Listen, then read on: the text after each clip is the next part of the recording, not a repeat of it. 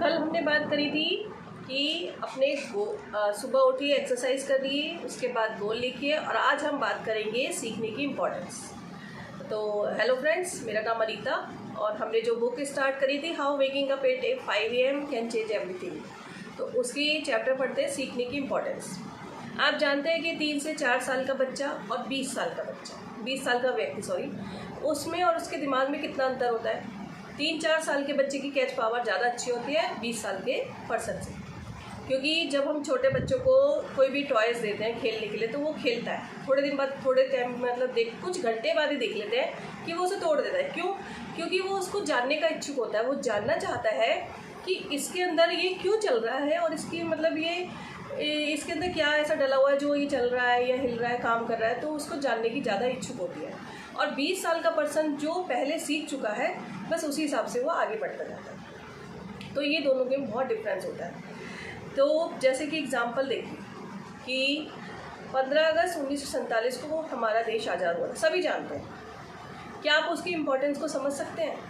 नहीं, क्योंकि जब 15 अगस्त 1947 को जब देश आज़ाद हुआ था तो उस समय उसका फीलिंग क्या थी, उस समय उसका माहौल कैसा था, वो हम नहीं जान सकते। वो हम कैसे जान सकते हैं? जब हम उसके बारे में सीखेंगे, जब हम उसके बारे में पढ़ेंगे, तब हम उसको महसूस करेंगे कि हाँ, कि सचमुच हमारे देश को आज़ाद होने के लिए किस तरह से संघर्ष करना पड़ा था।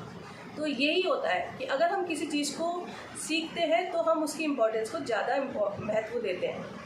तो सीखना मतलब क्यों ज़रूरी है, अब हम जानेंगे सीखना भी क्यों ज़रूरी है। क्योंकि देख लिया, आज नई नई टेक्नोलॉजी आ रही है, UPI आ गया, पेटीएम आ गया, डिजिटल मार्केटिंग, कितनी चीज़ें नई नई आ रही हैं, आप सभी देख रहे हैं। तो इस कोशिश आपको मतलब इसलिए हमें सीखना बहुत ज़रूरी है।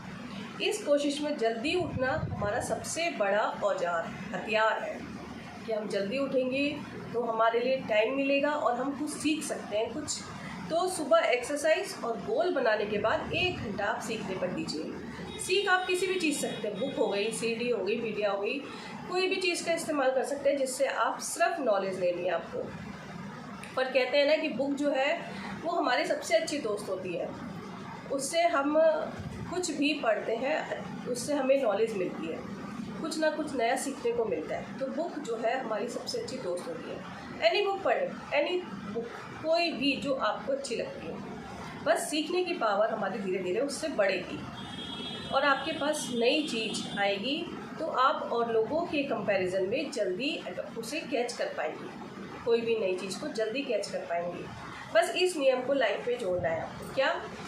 सुबह जल्दी उठना है, सबसे पहले एक्सरसाइज करनी है 15 मिनट्स, उसके बाद गोल लिखना है अपना जो आप पाना चाहते हैं, मैंने बताया भी था, उसके बारे में सोचिए, उसी के सपने देखिए। उसके बाद 1 घंटा बुक पढ़ने में दीजिए, मॉर्निंग का 1.5 घंटा आप ये करिए तो सही, आप दूसरे लोगों के कंपैरिजन में आप कितने आगे बढ़ जाएंगे आप समझ भी नहीं पाएंगे। तो आपको ये सब नियम अपनाने हैं। तो कहते हैं ना, जब आप ये शुरू कर दोगे तो आप पाएंगे कि जो बाकी लोग होते हैं ना, जो दूसरे उनके मुकाबले आप कितना आगे बढ़ जाएंगे। जब सारी दुनिया मतलब सारे लोग, जो लोग सो रहे होते हैं, उनसे ज़्यादा आप कितने आगे बढ़ जाएंगे। लोगों से बोलिए कि आप अपने गोल के लिखिए, आप अपने बुक पढ़िए, जी नहीं मेरे पास तो टाइम ही नहीं है, कैसे रहेगा। तो उसके मुकाबले आपके पास कितना टाइम होगा अगर आप जल्दी उठते हैं तो फ्रेंड, जल्दी उठना इतना बड़ा हथियार है ना हमारे पास कि आप उससे अपने गोल अचीव कर सकते हैं, अपनी सीखने की कला को बढ़ा सकते हैं। तो फ्रेंड, आज का टॉपिक यही था। आगे नेक्स्ट चैप्टर में नेक्स्ट पढ़ेंगे। तो प्लीज़ आप मेरे चैनल को लाइक और सब्सक्राइब करना ना भूलें। Thank you friends.